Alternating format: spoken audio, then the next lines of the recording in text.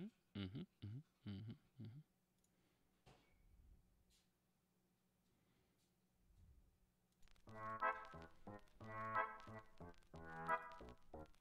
Hello. Need job? I have job. I hire you for job. You do job. I pay you. Good job. Take no experience. Can you click mouse? You are hired. What is job? Job is subscribing to people on social medias. They pay me. I tell you who to follow. You get paid too. Easy. Jeff Bezos does it. Why can't Dimitri? Dimitri does it too now. Oh, also, fun working environment. You work from home. Every day, casual Friday. Wear clothes. Don't wear clothes. Dimitri does not care. Just subscribe like I tell you. To who I tell you. Yes, this is real job for people do. It is not even fake advertisement like normal on this stupid podcast you listen to. Why does he have not more subscribers? Simple. He is cheap. I offer discount. He tells Dimitri no. Host of show is stupid. Do not be like host of show. Come work for Dimitri. Dimitri will get you the monies. Das Vodanya.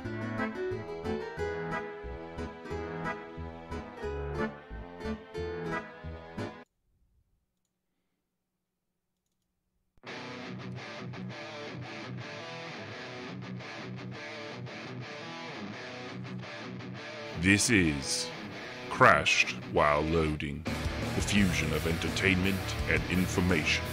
Hello there. Weekly updates and opinions on video games, You were almost a Jill sandwich. You're right. movies, I'm about to do to you what Limp Bizkit did to music in the late 90s. TV shows, This is the way. This is the way. and so much more. JJ, what do you want to do tonight? Off. We need to go on a quick adventure.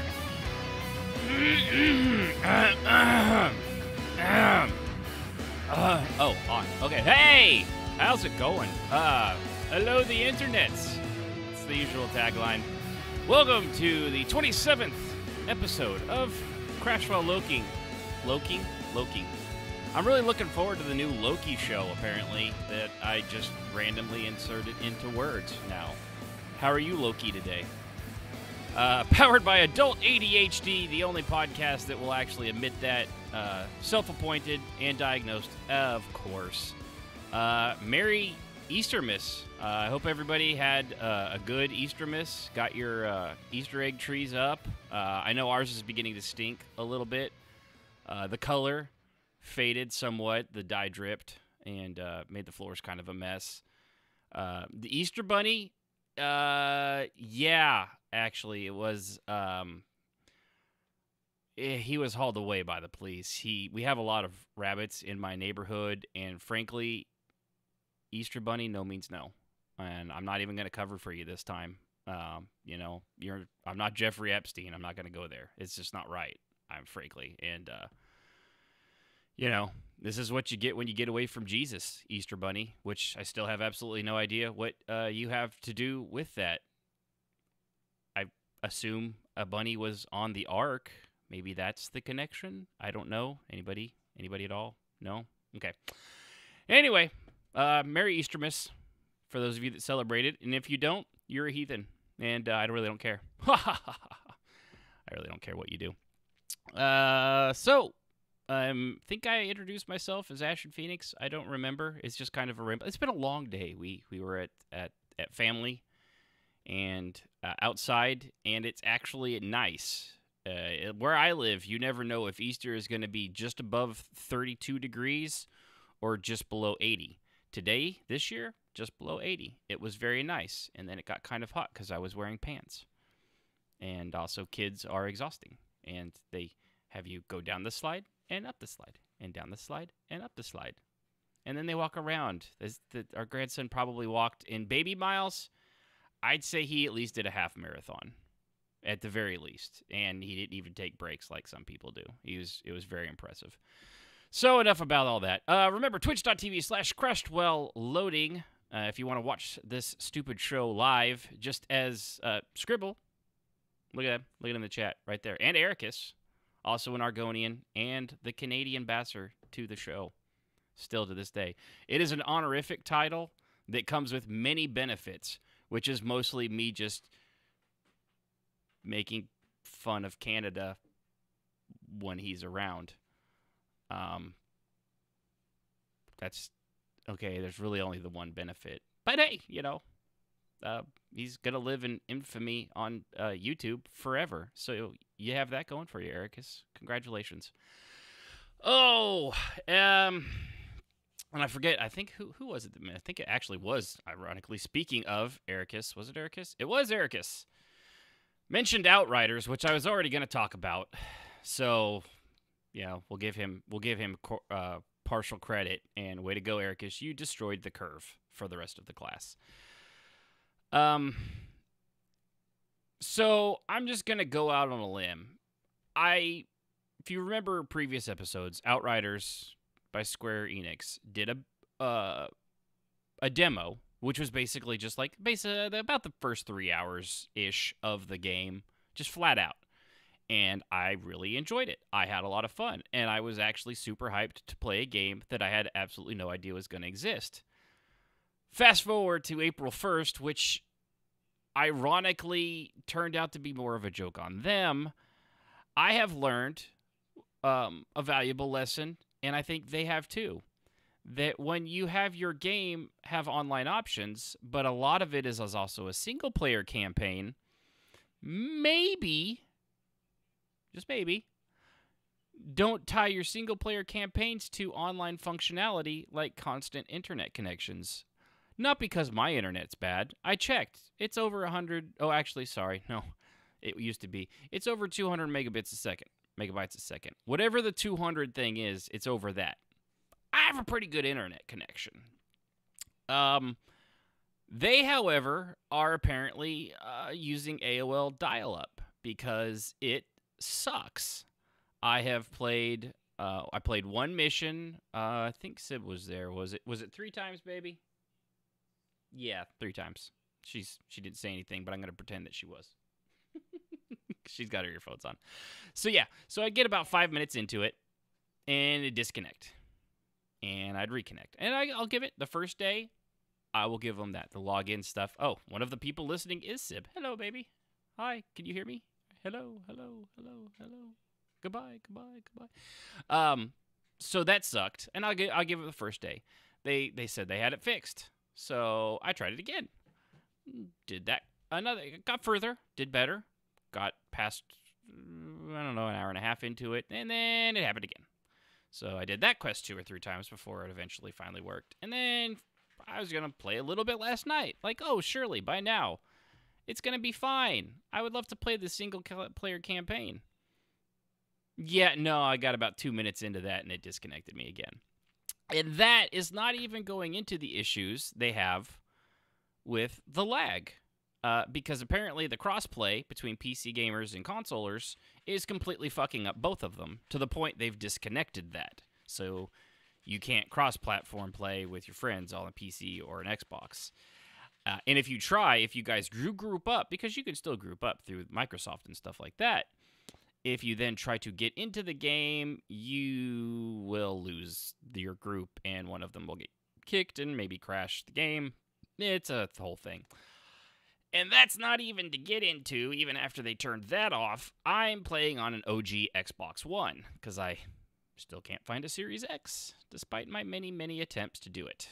Because I work during the day when all of these damn things go up for sale. And I really don't want to get on the 2-year pay plan, but it's looking like that's going to be more and more of something I just bite the bullet and do and pay that. I mean, yes, it does come with Game Pass, which I'm already paying for, so that will be part of it too, but it's just, I hate fucking paying things off, and that's basically what that is. So on the OG Xbox, even with that, it lags weird, dude. The voiceovers desync after a while. Like, you know, everything turns into a Japanese English dubbed movie really quickly, and that's a shame. I really, really want to like this game, and I do like it when it's playable, but they've got to get their shit straightened out, unfortunately. I'm going to give it a couple weeks, probably. I might try it every now and then just to see. I was even willing to, I was just going to pay $60 and just get it on my PC, which worked great last time until I saw all the reviews that even on PC with people that have the 200 and 300 or 2000, 3000 series of graphics cards, I'm on a 1070, are already experiencing basically the same lag as an Xbox. So that's not great. I don't know why they can't get this stuff straight. Every single time. Destiny was like this. The Division was like this. I think Marvel's Avengers was like this. And Marvel's Avengers wasn't even fun to play. And there's only like 8 people in like Costa Rica right now playing the entire game in the entire world. And they still had problems. Why Costa Rica? Because it's my show and I can pick whatever country off the top of my head comes to mind. And for some reason, Costa Rica was the one. Winner, chicken dinner. So, I don't know, man. I got it. I'm playing on an Xbox One because it's part of Game Pass. It's free. So I'm not out any cash, obviously, yet. I would almost prefer to get it on PC because I know it played just fine on that when it was working properly in the demo. What changed from the demo to now, I have no idea. The developers have been pretty straightforward with this. They've made excuses, but they're not making excuses. I guess they're giving reasons, I suppose, would be a better thing. For some reason, none of these issues happened in the demo. Even the crossplay thing wasn't an issue in the demo. I don't know why. I'm pretty sure the matchmaking wasn't working in the demo, but I swear that it was. I don't matchmake a lot. I was just going to play the game by myself because I am a loser and don't like playing games online with friends. Mostly because I also don't have friends that play games online. Yeah, chicken and egg. So we'll see. I'm going to keep trying when it comes around. Maybe when if they can patch stuff. One of the lag issues too was pretty funny at the beginning. There's cinematics. There's lots of cinema scenes and stuff using the in-game engine.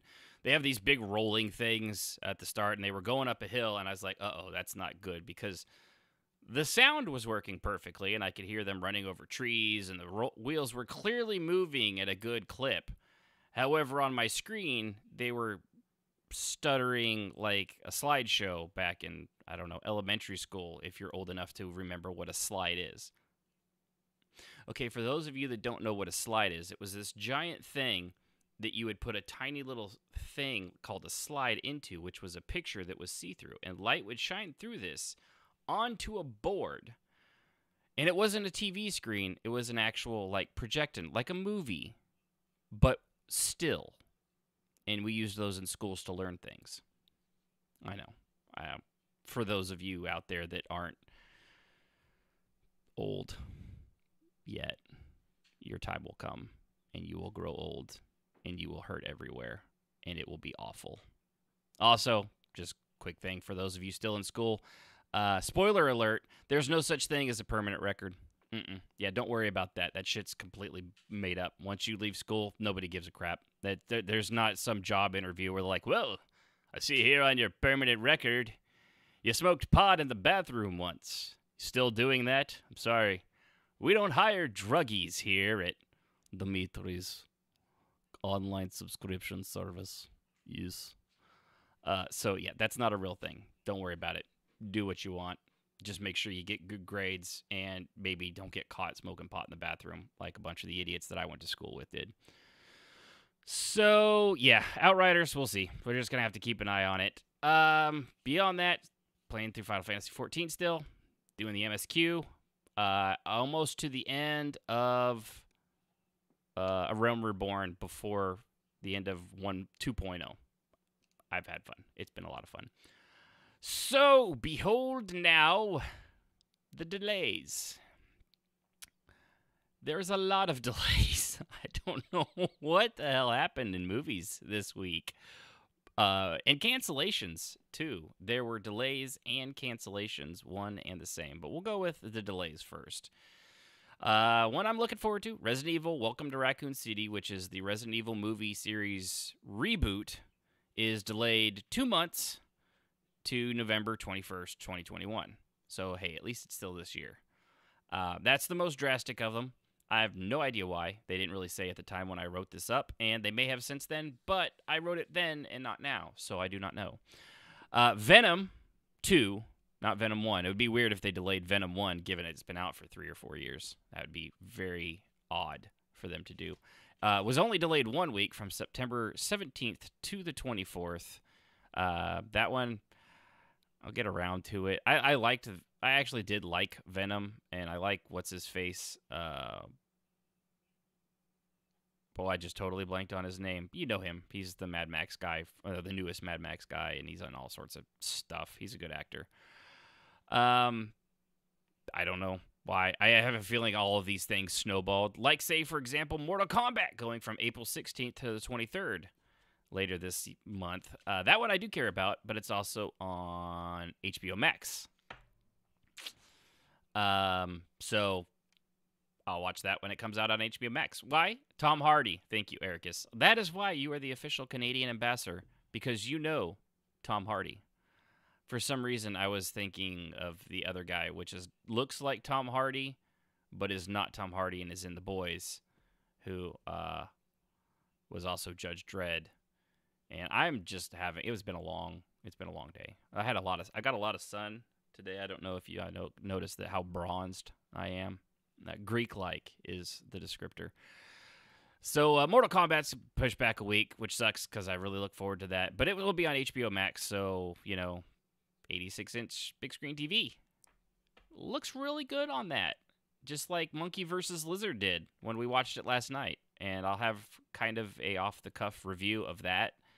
I will say, Sib is a much bigger fan of Monkey vs. Lizard than I am, at least the old ones. This new series I dig a lot. But she really gets into it. When they punch each other, she yells, "No!" And she didn't know who to root for because she didn't want either one of them to get hurt. So it was, I honestly didn't know which one to watch more, the monkey and lizard fighting or her worried about which monkey and lizard was going to hit the other monkey and lizard. Matt Damon. No, not Matt Damon. Matt Damon, I know. He's got a giant round noggin. And actually hasn't done anything in forever. No. And wait, Matt Damon he never played Judge Dredd? Wait, you're officially no longer as praised as you were, Ericus. So, yeah. So those were the 3 delays that just like bam, bam, bam, bam. The other one, too, which is not a delay, Carl Urban. Thank you, baby. I knew she knew him because she likes the Urbans. She likes them a lot. A lot. But yeah, he was a much better Dredd. It wasn't Judge Dredd. They just call it Dredd. Judge Dredd. Judge Dredd. Dredd. There we go. I speak goodly and well. And don't nobody understand the words that are coming out of your mouth, man. Yeah, I know. So, yes. Carl Urban. I couldn't remember his name. I knew I could see his face, but for some reason I get him and Tom Hardy confused all the time. I don't know why. It's the chiseled look and the 1,000-yard stare they have. In other news, too, and cancellations, this one hitting the DCU kind of hard, I think. I don't know. But they actually canceled 2 movies even after the success of the Snyder Cut, which, again, I kind of dug. It was 4 hours long. Yeah, it was. I split it up into 2 different viewings, but it was still really good. It was definitely better than Joss Whedon's cut. New Gods and The Trench are done. They're over. I know what you're thinking. What? Yeah. New Gods, apparently, I think it had something to do with Darkseid, which, even though the Snyder Cut had Darkseid in it, I don't know why that would matter, because supposedly they're not continuing with the Snyder Cut. The Snyder Cut's its own separate thing that is its own thing. I don't know. And the trench was supposed to follow the ugly monsters from the trench in Aquaman. That was gonna follow along of them, invading or something like that. I don't know. They don't really have a lot on here. It's just kind of weird too, because they haven't closed the door that maybe these won't come up again, and they thanked the partners Ava DuVernay, Tom King, James Wan, and Peter Safran for their time for writing all this out, and they were going to be the directors of it, and blah, blah, blah, blah, blah, blah, blah. But they've decided to do their own thing. And it's kind of weird because Warner Brothers has stated that they're, and if you've watched any of the DC Universe movies, you already know this, they're not real worried about continuity or things coinciding exactly. Not like the MCU, obviously. But this was canceled because they're like, it's a standalone movies. There's 2 standalone movies, and we think that it might confuse people that it has nothing to do with the Justice League and things like that, is basically what they said.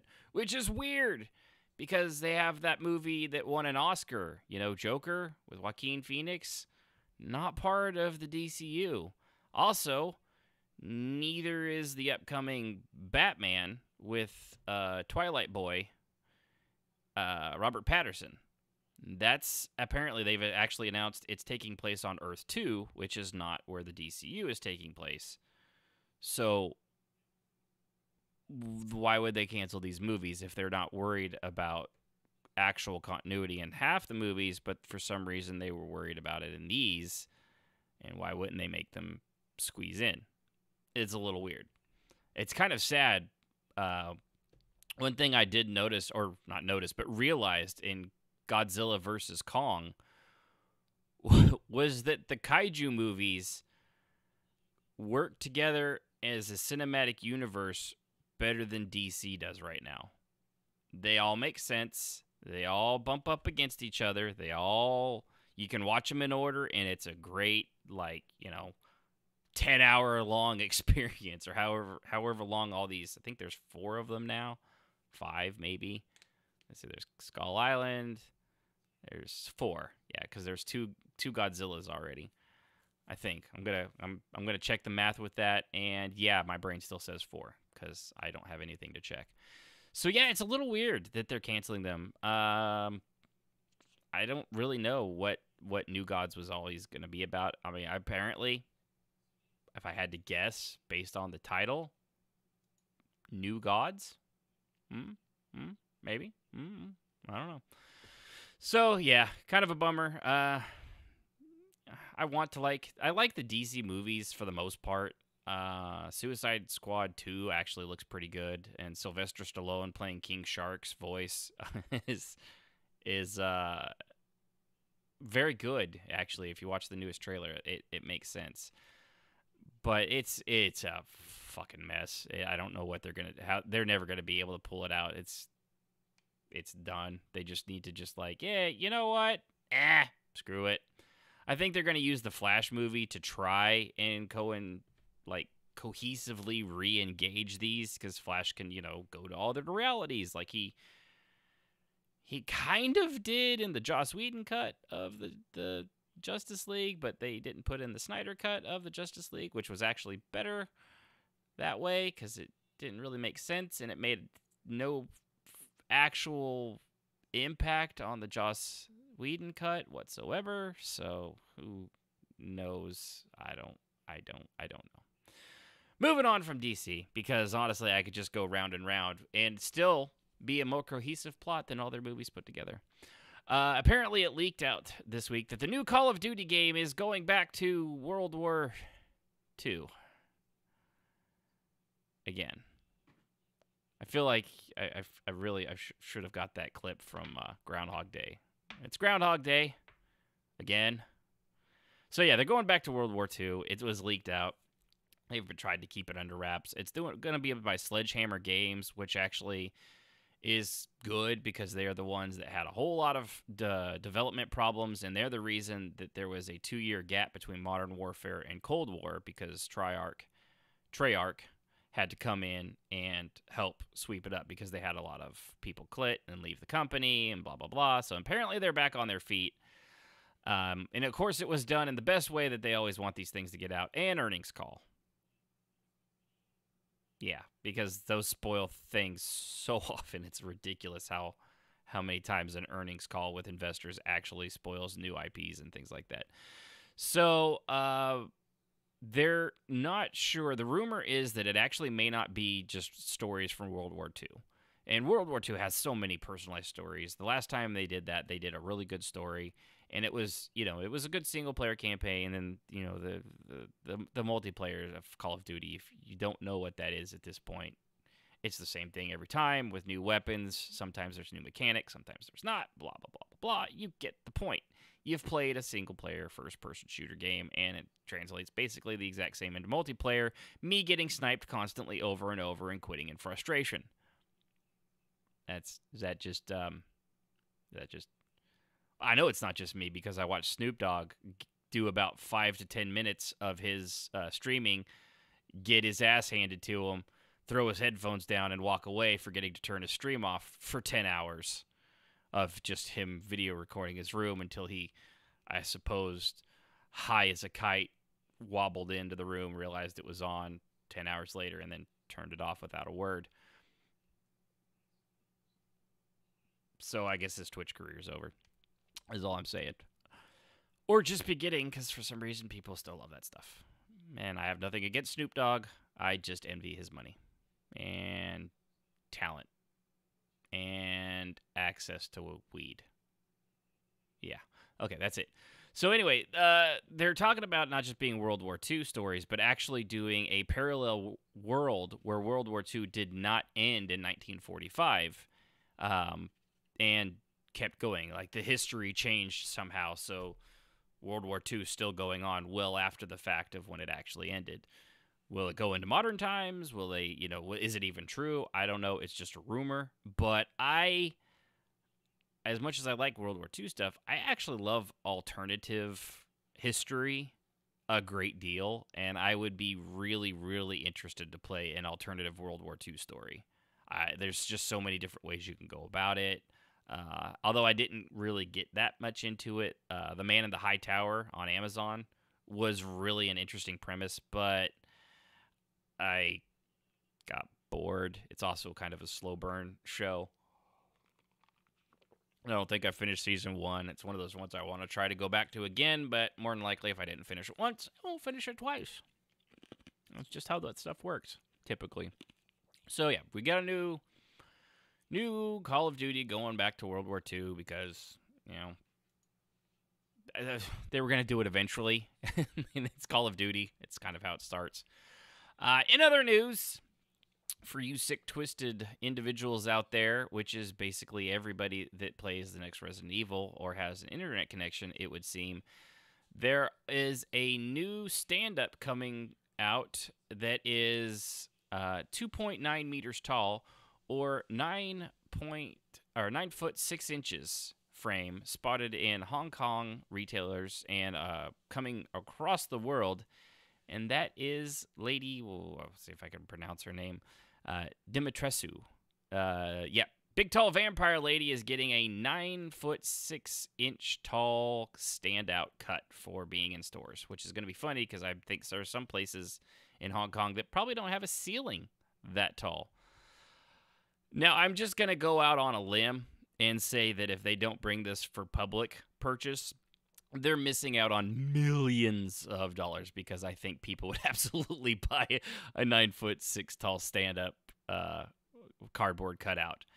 The other part is kind of interesting, and I have a feeling this will in no way, shape, or form be misused by anyone ever at all, is that Resident Evil 8 The Village is going to have a camera mode. Like is very popular with a lot of games like The Last of Us and Ghost of Tsushima and Uncharted. So you could basically pause the game and wiggle the camera around to certain angles that would benefit greatly and be taken pictures of. As I said, I don't see any way, shape, and form this could possibly be misused or have probably tens of thousands of pictures posted online within hours of a game's release. I don't see Twitter or Instagram being flooded in any way, shape, or form with these sorts of pictures. Why? Because people on the internet and in the world in general are good, wholesome people. Merry Eastermas, everybody. Remember that. It is the season of giving. Giant digital boobs. So anyway, yeah, that's. I thought that was funny. I don't know. There's actually a picture of it. Let's see here if I'll just. It's on Twitter. Remember, if you're not on the Discord, twitch.tv/crashedwhileloading, join the Discord. There's a link in it right there. You can go click on it, see it in Twitch. There is a normal-ass sized, I assume, man, given the smiley face that he has over his actual face, which is probably, ironically, the exact same smile of his actual face, next to this 9-foot, 6-foot tall cardboard cutout. It's pretty impressive, I gotta say. That is a gargantuan cardboard cutout in more ways than one. So enjoy that. I don't know if they'll be for sale, but yeah, we can always hope. In other news, Keanu Reeves gone berserker. Not crazy. I mean, not really. He's actually a pretty chill dude. But apparently he's created this comic book thing called Berserker, BRZRKR. He basically just took out all the vowels in Berserker and probably a few consonants by this thing. I'm not a spelling major. What do I look like, a 7-year-old spelling bee champion? No, I'm a 41-year-old man that sometimes gets stuck on Mississippi or hippopotamus, especially hippopotamus. So yeah, he's got his own. He's made this whole thing. The character, oddly enough, looks like Keanu Reeves, because why wouldn't it? And is going to be played by Keanu Reeves. There's going to be a live-action Berserker movie and an anime series coming to Netflix. I haven't looked into this comic. I love comics. I loved comics, but that was back in my day when they weren't $4 a piece. So yeah, I don't really buy them anymore. I should do them on digital, but yeah. But it's created by him, but it's written by Reeves and Matt Kent, art by Ron Garney, who does apparently Daredevil now. I'm clearly reading this because I'm so out of touch with a lot of modern comic book artists and things like that. I still like the old schools like Jim Lee and J. Scott Campbell. So, yeah, that's Todd McFarlane is another one. And the guy that drew Spawn Forever, Greg Capullo. And I love those guys. As far as I'm concerned, that basically all happened a week ago, because there's actual time and then there's It Feels Like Time. And It Feels Like Time, it was just last week. In actual time, that's probably been 15, 20 years now. 2000, yeah, 20 years since, over 20 years since Spawn came out. So, because I was still in high school and I got those comics. Yikes. But anyway, so the series follows the protagonist named B, who's an immortal demigod, spent 80,000 years honing his skills as a killer. So he's basically John Wick as a demigod, which is basically just John Wick. And things happen, and there's only like a couple issues out. It's a limited run too. It's 12 issues, so maybe I'll wait till the whole thing comes out and then get it, because I don't know. I like Keanu Reeves and I like a lot of the stuff he does. Berserker, look it up if you like comics, and if you don't, wait until the movie and TV show anime on Netflix comes out and watch that, and then be like, you know what, I've thoroughly enjoyed that, and I will get the comics. Or you know what, that was hot garbage in the way of the Mass Effect cartoon that they did in anime that happened, and I would prefer never to see that ever again, which is both actually correct ways of looking at that. So, other news, going to games now. There's a Ninja Gaiden. I always called it Ninja Gaiden. I've heard a lot of people call it Ninja Gaiden, kind of like Ryu from Street Fighter. It turns out if you're actually not American or probably from the West, I imagine a lot of Europeans probably did it too. Definitely Canadians because they can barely read. We all called him Ryu, and apparently it's Ryu, but you know what? Fuck you, it's still Ryu. I don't really care. That's how I've always said it. That's how I'm gonna say it, and that's Ninja Gaiden. No, it's Ninja Gaiden. Ninja Gaiden is how people actually say it. It's probably more correct. As you can see, I'm clearly going to die on this hill. This is where I'm going to fight my battles. There's a collection coming out, and it's going to be I just can't say enough bad things about Canada sometimes, Ericus, just because of you. So there's going to be a whole bunch. They're going to remaster them, blah, blah, blah, blah, blah. You know what, like, a master collection does. However, one of them is not going to be around, and that is going, actually two of them, is going to be Ninja Gaiden Black and Ninja Gaiden 2 are not able to be salvaged because went back to the code, and the code is completely jacked. It's completely screwed up and is in so out of order and in so many different stages and parts. Apparently, they have no way to salvage this. They can't. They basically have to rebuild the entire game. It's kind of like what happened with Pinnacle Station in the upcoming Mass Effect Legendary Edition. The code was just completely jacked up and gone, and there's nothing they can do short of actually rebuilding the whole thing, which is just not worth it when you're just trying to make a quick buck by upscaling things. The funny thing is, a lot of these games, they're upscaling. It's not like they have to go in and hand do everything like they used to.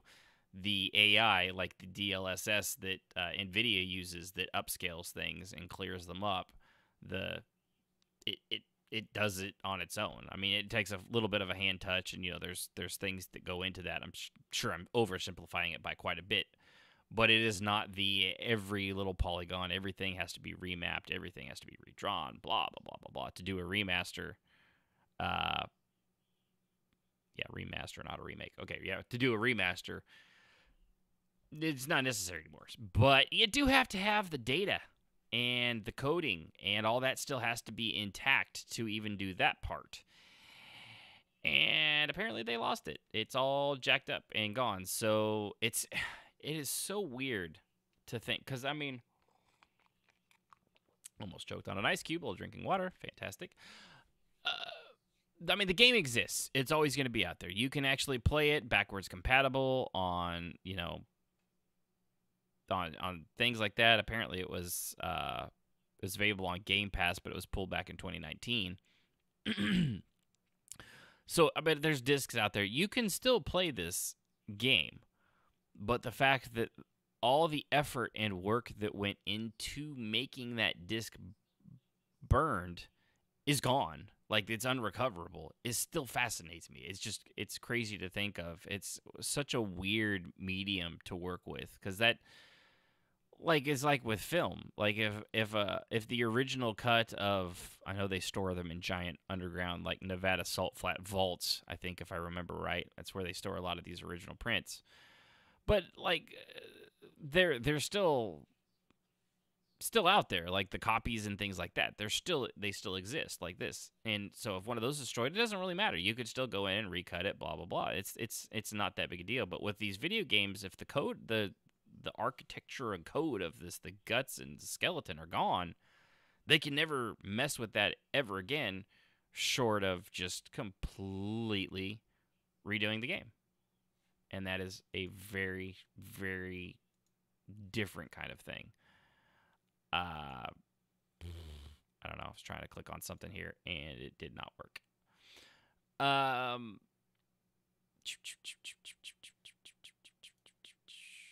yeah, that's pretty much it. I don't. There's not much else I can say about that. So I won't. That's that. Moving on to books because, I mean, I like books. They're neat. This one's kind of a double-edged sword because it hurts me a little bit. The fact that they're doing it, at least some of this, is cool, but the fact that this no longer matters, it hurts. It hurts us. It hurts us a lot. So, a lot of the very popular Star Wars Legends canon novels are being republished with new cover art as part of an Essentials Legends collection. And I don't get why they're calling it this. For the franchise's 50th anniversary, I assume it's because this is going to continue to go, but like some of these are coming out this year. And Star Wars was released in 77, so the 50th anniversary is 6 years away. Right? I mean, it wasn't released in 1971, so I don't know why they put the 50th anniversary thing in there, unless they're just going to keep doing this. I don't know. But they're going to re-release Heir to the Empire, Darth Bane, Path of Destruction, and Mace Windu focused Shatterpoint. It's not Mace Windu focused, it's Mace Windu. They focused on him, and the book is called Mace Windu Shatterpoint. That's a weird way of writing things. I've read all of those books or listened to them, and they're all fantastic. I think actually the Shatterpoint I must have read because there was this weird period in Star Wars audiobooks where they abridged everything. So like a 10-hour book was abridged down to 3. Like, and Heir to the Empire was one of them. Recently, they actually did re-release all of the original Thrawn trilogy from 1995. I cannot believe I know what year that trilogy started. And did them in audiobooks, and they were fantastic because it was OG Thrawn. Even though I like new Thrawn, he's awesome. OG Thrawn is the man and where it's at. Shatterpoint, however, is also getting a brand new unabridged audio edition, which is really good. If you've never really read the Legends stuff, you're really missing out, especially if you do them in audiobooks. Don't bother with the abridged stuff anymore because clearly they're coming around to re-releasing that. My theory is they realize how much they've entirely fucked everything up with the sequel trilogy and are trying to get back to all this stuff. In fact, I actually heard Sib and I have been watching Rebels, and we're still going through that. We're getting about to the halfway point of the last season, and there was something I heard something about Dave Filoni, who's basically the father of the modern Star Wars on TV stuff, and Favreau all getting together, and their intent seems to be trying to bring Legends back like they did with Thrawn into canon in their own way. And I have a feeling something like Path of Destruction with Darth Bane, that one, this Mace Windu book as well, there's absolutely no reason Shatterpoint can't be canon.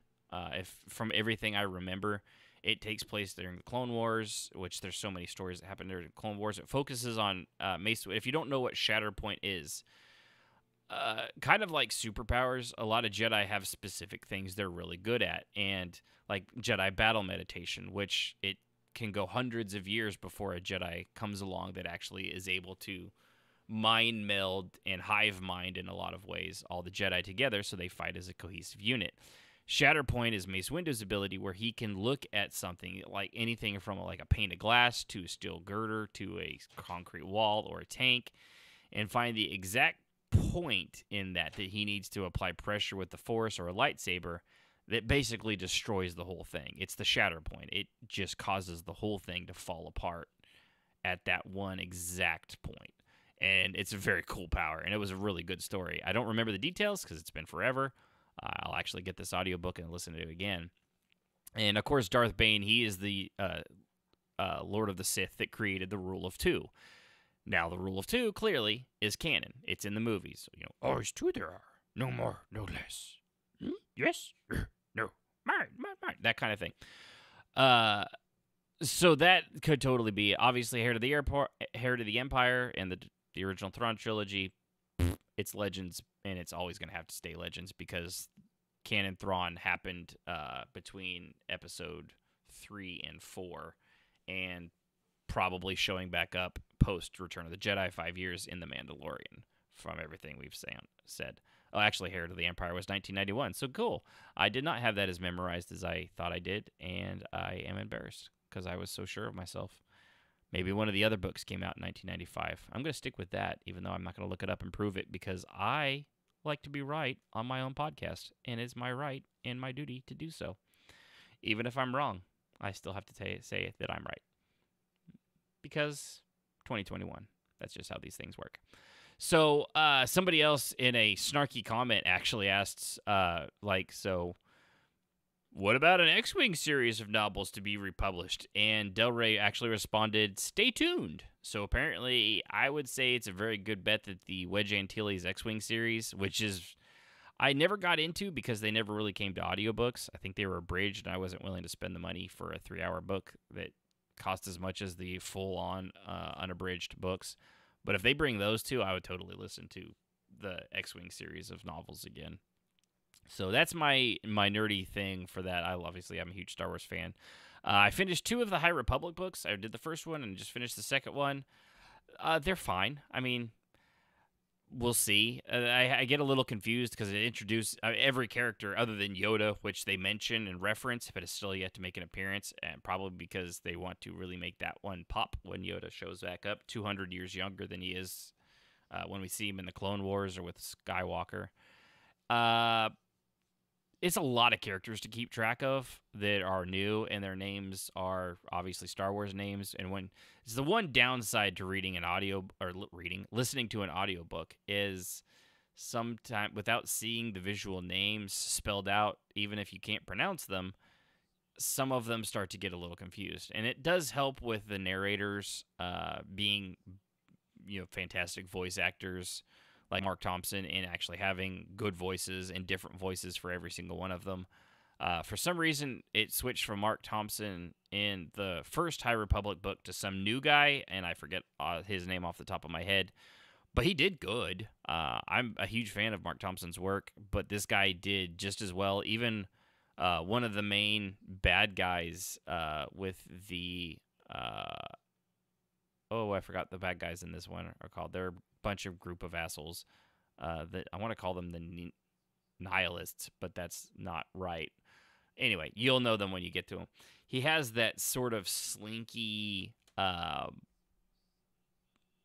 kind of voice to him. He sounds like the bad guy that's trying to manipulate the king of Rohan in Lord of the Rings. He sounds like that guy. And both Mark Thompson and this guy both did his voice perfectly, or close enough that you actually knew the character. So, and a lot of the other ones were done in a similar manner. So that's good. It's not a lot of times you get that happening.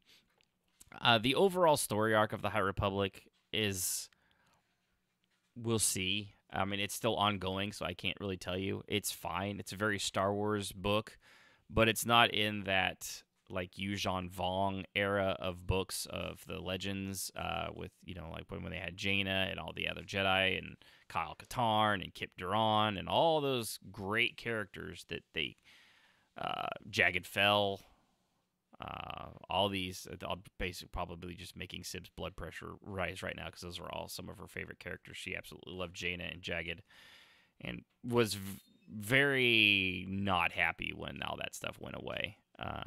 Yeah, not happy at all. And I can't say I blame her because I was not happy either because they were fantastic. I even liked the stupid lizard Argonian-like Jedi that were just badasses, and they had tails and stuff like that.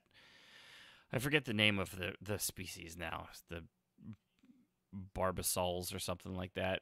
I know, they sound like a shaving cream. It's so weird. But the Barbasauls were great Jedi.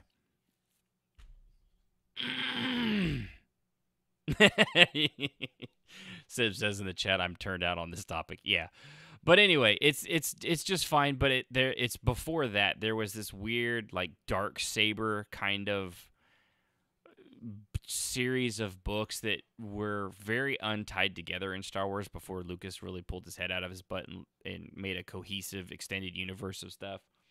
And so far, this is not as disjointed as that, but being introduced to all these new characters, bam, bam, bam, bam, bam, all at once is a little jarring. So it takes some time to get used to. And moving on from that, basically this is, what does this have to do with gaming? Not much, except for the fact that this happens a lot, and I kind of tied it into what people do on, stupid shows like this. And as you can tell, I've had a max of 4 viewers. I have not taken Dimitri's role of increasing my subscriptions and view count. Why? I'm cheap, and I also think it's stupid to spend money on something like that. You either have the talent to actually get up there and maybe get a lucky break, or you don't. And if not, I'll just keep doing this because I enjoy it for myself, not just for the people listening it. That's right, all 2 of you. 3 at the moment. Oh, wait, nope, down to 2. There we go. So, apparently, Amazon recruited a Twitter army to defend the company and CEO, Jeff Bezos, in a leaked document. Now, does this happen? Absolutely. This happens all the time. Governments do this. There's actually, like I said, Twitch streamers and YouTubers do this. There are actually, oops, sorry, gotta go eat. Just pause the whole podcast. I've got to stop right in the middle of what I'm doing and go heat up my food. No, I'm kidding. I'll be fine. Don't worry about me. I'll just starve for your benefit and your entertainment. That's right. And you know which one's coming. Are you not entertained? Are you not entertained? So, but no, he's this stuff happens. There, governments, like I said, governments do. I'm gonna have to make this. Holy crap! Who's reading this? Midgets? Jeez, like zoom in a little bit here on the document, buddy. So, he hired a Twitter army. Getting back on the topic here. It's always been kind of a thing where you wonder about these mega corporations like Amazon, and there's always these weird defenders, and when I say governments have done it, there's actual documentation where countries like Russia will do Black Lives Matter. They actually have people that will go into forums on Twitter, blah, blah, blah, and they'll have some people that are like, hey, yeah, BLM, it's fantastic, and then they'll have other people like, also, like, BLM, it's the worst. No, it's awful, horrible, and just say horrible, horrible things. Not because the people doing it actually believe that, but because they were out there to cause chaos. Because that's what, foreign agents that don't want a country and want people to be separated do across the entire world. Because it doesn't just work for Americans, it works on Europeans, it works on all sorts of different groups and countries. What does that have to do with this? Well, Bezos basically did exactly that, only anybody that criticized Amazon, he hired people called, you might have seen, I've actually noticed these. This is why it struck me, as I thought it was kind of funny. They're called FC. A lot of times they have FC, and stands for Fulfillment Center, or Fulfillment Center Ambassadors, FCAs. And they are paid for and hired by Amazon. They work for Amazon. And they are there to help influence things. Like when somebody says something like, hey, Amazon, you should improve your working conditions, or pay your people a livable wage, or maybe don't have people peeing into a cup on their delivery routes. Sadly, all of these things are apparently things that have happened. Although I will say we've had city carrier stories from the post office where they do that. But I think that's just because city carriers are weird and they enjoy actually peeing into plastic bottles. What proof do I have of that? I've met several city carriers in the post office, and that seems to actually strike entirely true. What? I'm sorry. Anyway, so these things do happen all the time, and the fact that Bezos, would do it. So here's an example. I guess this one here is Bernie Sanders. We'll go with Bernie. You feel the burn. Probably get an ointment for that, especially if it lasts more than 5 to 6 days and continues to get worse. Sanders is described as having tweeted about Jeff Bezos' wealth, promoting debate in a reply thread. An Amazon ambassador would then join the conversation with a reply in support of Bezos as per the example provided. They actually have a training document. It's a 10-page training document. And the guy would reply something like, everyone should be able to enjoy the money they've earned, saved. It's theirs. They should be able to do with it as they please. That includes Jeff Bezos.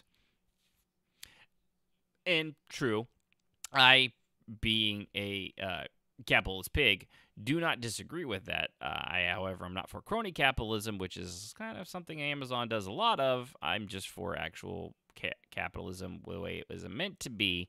And I do think people should be able to keep a lot of the money they earn, especially people that aren't Jeff Bezos, because not everybody's the richest man in the world.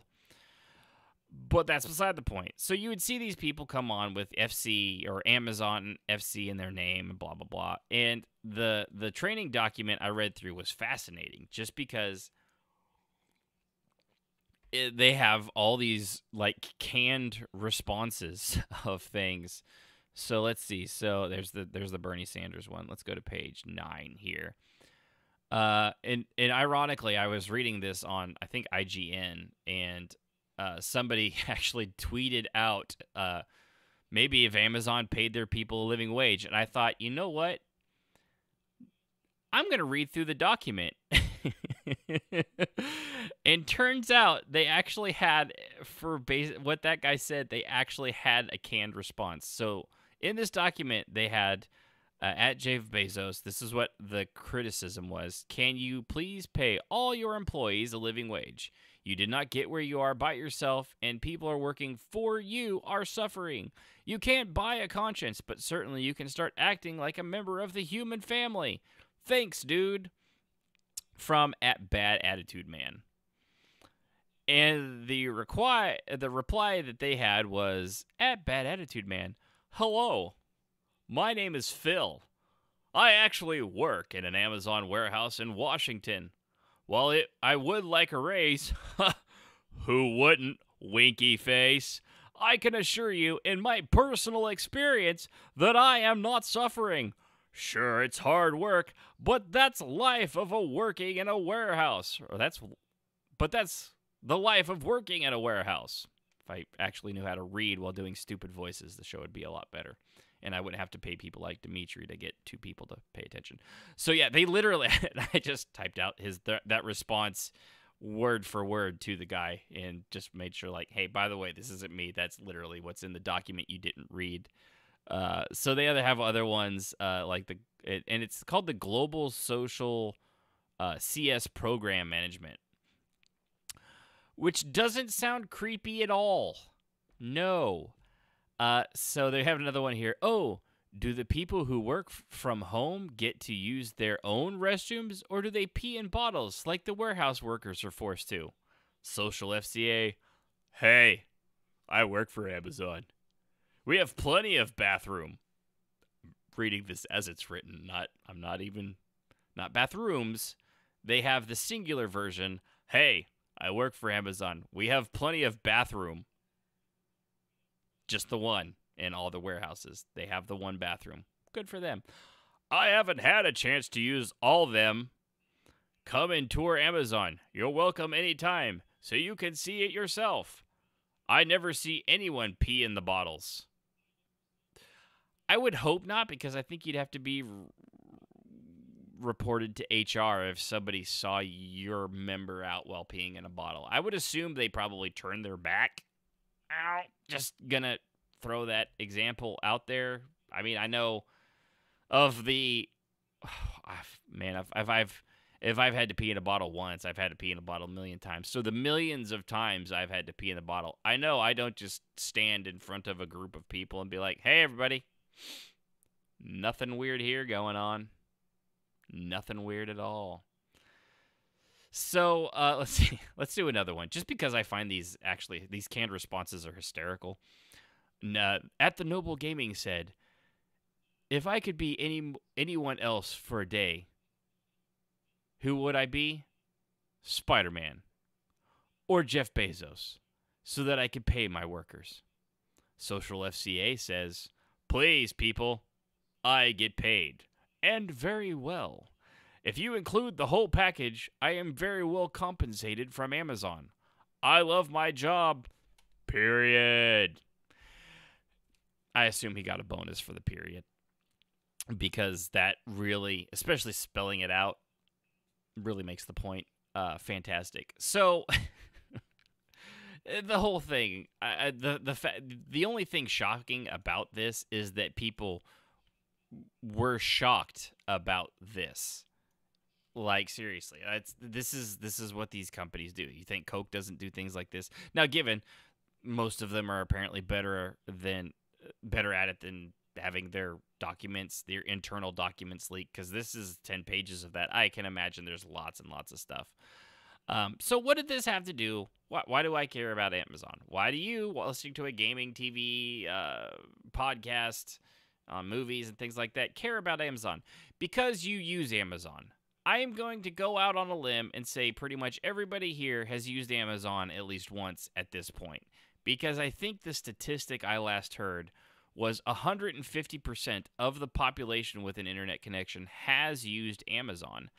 The other statistic I heard is that 87% of all statistics are made up on the spot. So clearly, this is statistically possible, because I don't make things up, ever. I'm always honest. Always. You can always trust me. Always. Bruh. Yeah. So anyway, basically it goes down to, well, this isn't the article. This is not the article you're looking for. There it is, buying Twitch buyers. There actually is for video games and YouTubers and things like that. This is a legitimate thing. Now, given you don't have to have Jeff Bezos level money, and I actually wanted to go through the process of looking up one of these. There's the thing, twitchfollowers.com. It's literally what it's called.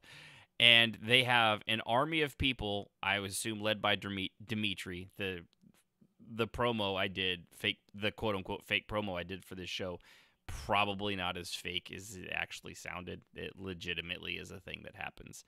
But they have an army of people that they pay, and when somebody pays to have like subscribers and followers done and viewers, you just throw money at these people and supposedly they will have that done for you, and they will follow and they will view, and it will boost your view and follow count, and it will make it look like you're more popular than you are.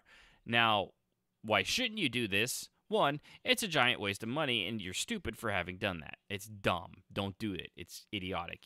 Like I said, build it up on your own. I know, it's difficult. Trust me, I've done it on 2 podcasts, one of which was marginally successful, and then there's this one. Wow, just depressed myself a little bit. Oh, well. Anyway, so you pay these people, and they have, and of course they do use bots and things like that. It's not all actual people, but people then use the bots to do that. And it's also one, if you're caught doing it, and it's not that difficult to get caught doing this, because, for some reason, a 2-week period, you gained 5,000 viewers and subscribers. And if they're then, for some reason, when you stop paying them whatever it is that you pay them, you've got, like, your mom and your third cousin that only clicked on it 2 weeks ago when you did it for him when you were visiting his house, and is too stupid to close down the browser window. And that's all you have all of a sudden. And they track that, and they typically will then, come after your account or give you, they'll probably give you a warning, things like that. But a lot of people use this to go from where I'm at, which I think I forget which one I am. I'm the first one. There's 2 different levels. And then there's the Twitch affiliated, and you use these to be able to get Twitch affiliated, because you have to have a minimum of 75 viewers on a show, or in case a stream. It doesn't have to be a show. You have to stream umpteen times a month. There's all these little things. If you've never tried Twitch streaming or YouTube for that matter, I don't think YouTube's is a little different. But Twitch, there's a list of things in 100 subscribers, blah, blah, blah. There's all these things that these hoops you have to jump through, or I guess goals to be met rather than hoops. It's really more of a goal. And then you get to do all that stuff. Or, you could spend $100 and do it through Dimitri here. And I just found it ironic that somebody like Jeff Bezos, who's the richest man on earth, as far as I remember, lastly I heard-ish. If not, he's definitely the top 3. And yet, well, I think after his divorce, because he had to give half of it to his wife, which instantly made her the 3rd richest person on earth. Remember, kids, when you have a lot of money like that, prenups, although they were already married when he made the money. Postnups. Remember, always once you start to become a billionaire, get a postnump. Which probably wouldn't work well because she wouldn't sign it, and then you'd get divorced, and you'd still give her the status of 3rd richest woman on earth. Yeah. So, okay, let's see here. They start it as, according to this one, for gamer credits and things like that, start as little as $10, ends at $75, but you could spend hundreds of dollars doing this over and over. I wanted to go through this, but it instantly required me to, before I could get really a lot of data, to log in and sign in with my Twitch account, which doesn't seem shady at all, does it? No, that the login sign up is not something you make and then you're like, hey, here's my URL. Go over here when I give you money and do things. You gotta, Julie, do the thing. That's right. Julie, do the thing. No, they want you to actually log in with a Twitch account, and then they do stuff through that. So, no, not shady at all. I would not recommend ever logging into something that wants both your credit card information and your username and passwords on anything. I'm just gonna go and say that is a good idea to not do ever. Yeah. So it's just you don't want to do it. It's funny. I find it amusing, and that's why I reported on it. Also, it's a very slow news week, so that's what I did. That's what I do with my time, is I bring horribleness to you because it amuses me. So last but not least, if you haven't seen Monkey vs. Lizard or Godzilla vs. Kong, if you're out on B, actually do that. I'm probably going to talk about it now. There might be spoilers in it. I don't know how you can spoil a movie like this. It went basically exactly as I thought it would. So if you haven't watched it and you want to, come back later, or go away now. I won't take it personally. I will, however, cyberstalk you on all of your digital platforms and ask you why you no longer love me. I'm just doing this little bit right here to give you time to quickly hit the turn offy button. So Godzilla vs. Kong. First of all, still love the fact that this stuff comes out on HBO Max. That is fantastic. Why? Because I really don't want to go to a movie theater just yet. I probably will for Black Widow, because I don't want to spend $30 to watch it at home on Disney Plus when I can spend less than that, where I live anyway, and watch it in a movie theater for the first time since the pandemic happened. But that's just me. I'm just cheap. I'm very cheap, which is, again, why I don't call Dimitri. So this is... I've first off, love the movie. We had a lot of fun watching it. Like I said, it was kind of adorable watching Sib do Sib things every time one of them would, Godzilla would claw at Kong, or Kong would just... who is, by the way, just has beast mode level skills of clocking lizards in the face.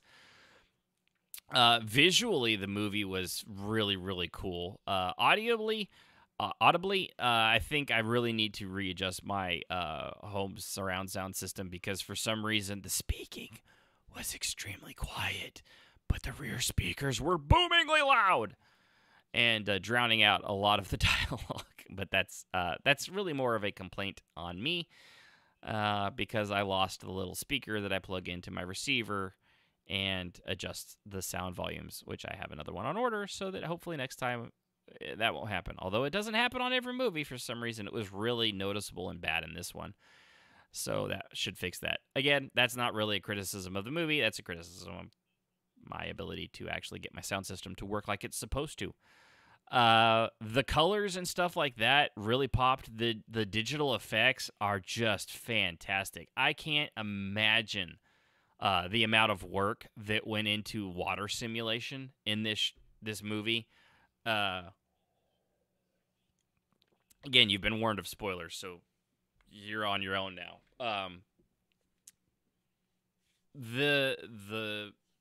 When they're transporting Kong on the giant transporting Kong mobile, which is actually the official canonic term of the giant transporting Kong mobile, the splashing in the water when him and Godzilla start fighting, even before that, actually, just the fact that Kong is so massive, and obviously he's furry. I don't know if you realize this about Kong. He's a bit of a hairy-chested individual, but for some reason, still adored. Sib is not a fan of hairy guys. Thankfully, I am not overly hairy, but she still loves Kong. I think it's the only man that she likes that is hairy, and still likes at all. But when he would move, because he's umpteen stories tall, the water, he would move faster than the water. So it actually had the simulated water falling off of him, and it was done realistically. It was very realistic. It was very cool. When they were doing the fight between the battleships and things like that, when the ships would tip over, the spray, it was very, very well done. And I don't know, I like cinematography stuff. I'm not an expert on it or anything. I do love watching the videos from a group of guys called the Corridor Crew, and while I've learned a lot from them. Like, I know why things are good. I know not why. I know that a thing looks better, but I don't know why until I watch these guys, and then I know. For example, why Pacific Rim was so much better than Pacific Rim 2. It wasn't just the story. It was things like the camera shots. In Pacific Rim, the robots and the kaiju feel massive because all of the shots are done from the ground or in a building or on top of a building. They're realistically shot. It's shot like someone actually had to be there holding a camera, so that the movements are slow and ponderous, but that's how something, even though they're moving super fast, really, they're so big it looks slow. It's like watching an airplane fly overhead. When you're looking at it from that far up, you don't realize it's going, 500 miles an hour, 600 miles an hour, whatever planes fly at. We'll do 400. I think that's one of the cruising speeds. They look, but if you've ever been to an air show and had a jet fighter fly over you, it's a little fast when they're right over your head by, 500 feet as opposed to 30,000.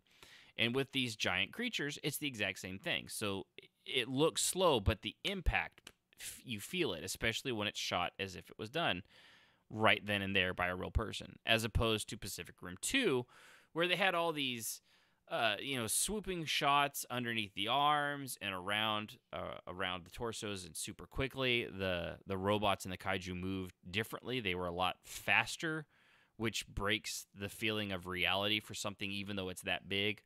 And Godzilla, actually all of these Godzilla movies and things like that have done it the first way, the way where it feels realistic. Some of the shots, obviously, they're maybe not on a building, but they're building scale. A lot of this ends up in the end takes place first in what was it? Was it Florida? The first attack was in Florida, so I'm gonna go with Florida. I forget the exact location, somewhere in America. And then the second one takes place in apparently Neon, Hong Kong. I've not seen photos of Hong Kong recently, but apparently it's pulled directly out of like fucking Tron. Every building is laced in neon colors for some reason. I don't know why. It looked cool, but it's very stylized. Given this version of Hong Kong does have to fight with giant, kaiju, possibly blowing up their city at any given moment, and did at the end. It was very bad for the people of Hong Kong. It did not come out. The loser of this was humanity, because we lost a lot of major cities, and it was really bad. So the camera work and all that, they really felt big and strong. The storyline went exactly as I thought it would. It was basically the Batman versus the Flash. Well, not Batman, because that would be a very short race. Superman versus the Flash. Like when they do that, who's the fastest man on Earth? Superman or the Flash? And they do the comic or sometimes the animated cartoon, and it's a tie, because they both had to stop their race in the middle of it because something bigger came along that they had to, unite against and fight against the greater evil, that kind of thing. And it was legitimately how that happened. They fought twice throughout the movie. No, 3 times. 3 times. First time, Godzilla pretty much won, and for some reason, humans turning off engines made Godzilla be like, you know what? I'm done. I'm good. I don't need to be here anymore. I no longer feel threatened by the giant ape monkey. And then the second time was on land and not at the sea, where Godzilla clearly had a much better time of it. The second time, Kong whooped his ass, and then he retreated. And then the third time, Godzilla, he won. I mean, Godzilla flat out won. He had him on his chest. He raked him. He had standing on his chest. Godzilla's heart, or not Godzilla, Kong's heart was about to stop. Then the vampire from True Blood jump-started it with a giant anti-gravity machine. And then Mechagodzilla showed up, because that's exactly what was going to happen. It was actually kind of spoiled in their trailers. People spotted a scene with Mechagodzilla in it. And honestly, the Mechagodzilla was cool. And it was neat the way they did it. It made sense why Mechagodzilla would go, because they used I can't remember his name. The 3-headed dragon from the last one, Godzilla King versus the King of the Monsters and all that stuff. One skull they hardwired, and a human dweeb was using it, and the other skull was in Mechagodzilla, and there was a psychic link that connected the two up until they got the power source from Hollow Earth, where Kong and all these kaiju were from, which was a breathtaking view of seeing land at the bottom and land in the sky. Very well done on their part. It looked really great. So then they replicate the power unit, and then because the power issues were a problem with Mechagodzilla, and when they put that in there, Ghidorah, I think his name might have been. Oh, I'm gonna really embarrass myself when I look this up later. Came back through his skull, because even though he didn't have a brain, don't think too much into it. It's a giant monkey versus lizard movie, and fried the human's brain and cooked him, and then started to proceed to kick Godzilla's ass badly.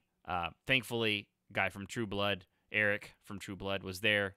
Jump-started Kong's heart. Kong took his giant Godzilla axe, and they proceeded to beat the living shit out of Mechagodzilla in an epic fight. It was, from start to finish, the whole damn movie was it was so much fun. All of these movies really have been.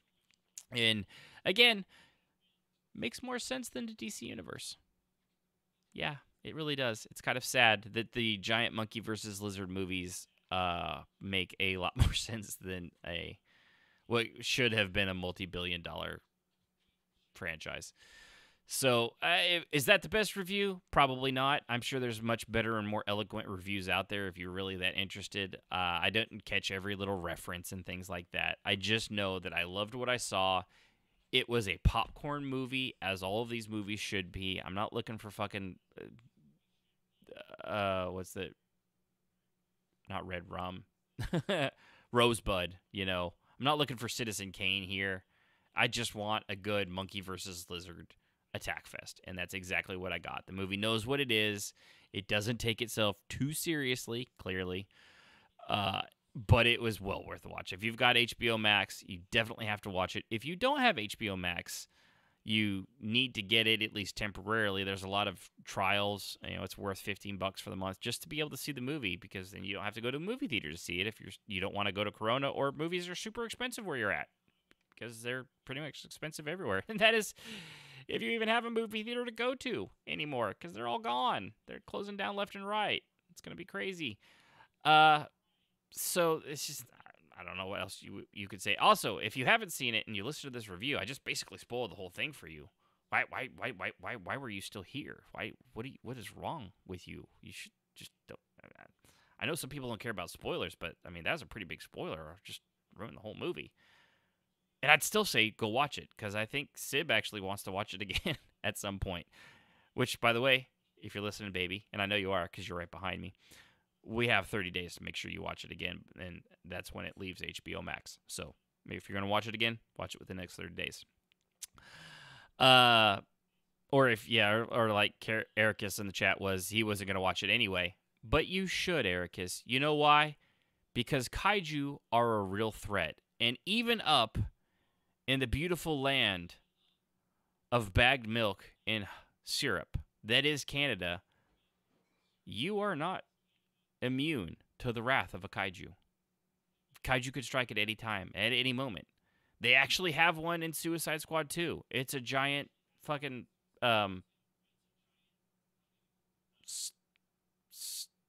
star thing.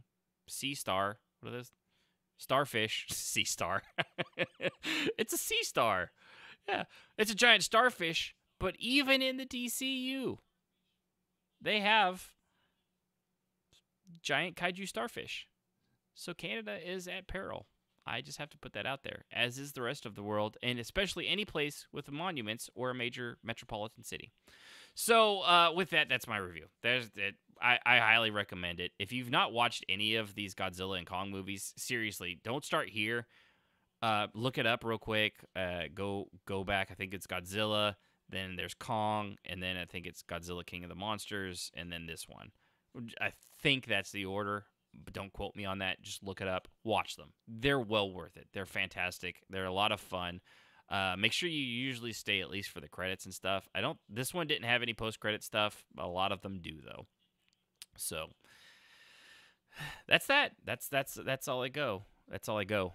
No, and Peter Jackson's King Kong was fun, but I think I've told the story. Even though I wasn't there, Sib took our daughter Cheyenne to see this in a fully done movie theater that was full of human individuals. And that adorable scene where King Kong dances with the lady on the ice, and it's a very cute scene. It's very well done, right up until Kong stands up and they're over, and he's walking away, and I think then 5 or 6 year old daughter yells out in the theater full of people, "I see his cheekies." And basically ruined the moment for the whole theater, and they bust out laughing. I heard this from Sib. I wasn't there. But I like to feel that I was, because it's one of the most adorable stories I've ever heard. And I love it when kids do stuff like that. So that's that. That's the show. That's the thing you've tuned in for. Why? Because you're a glutton for punishment.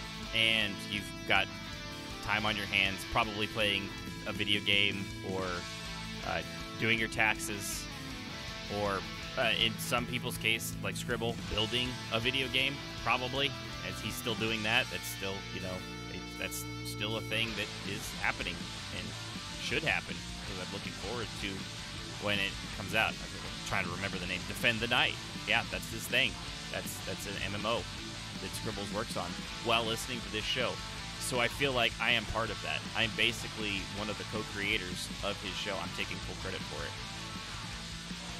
I can do that. Why? Because if he says something in the text, I just won't say it, and then it'll sound like he have an argument against it. I have the microphone. That's the way this works. Anyway, so I'm done. I'm going to go eat. I'm going to call it a night. I'm going to put this stupid show up on line for people that don't listen to it live, like you amazing, sexy, and talented individuals that tuned in with me are.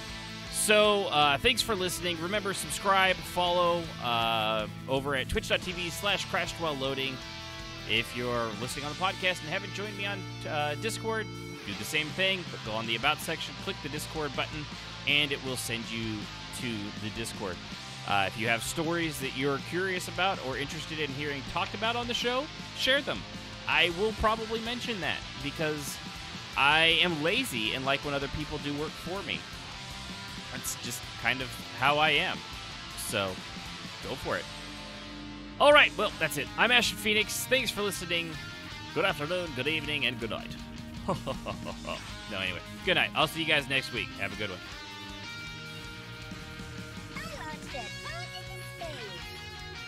Music, as always, is provided by Husky by the Geek. Visit him at youtube.com/HuskyByTheGeek to hear all his latest in video game rock covers and original music. Don't nobody understand the words that are coming out of your mouth, man.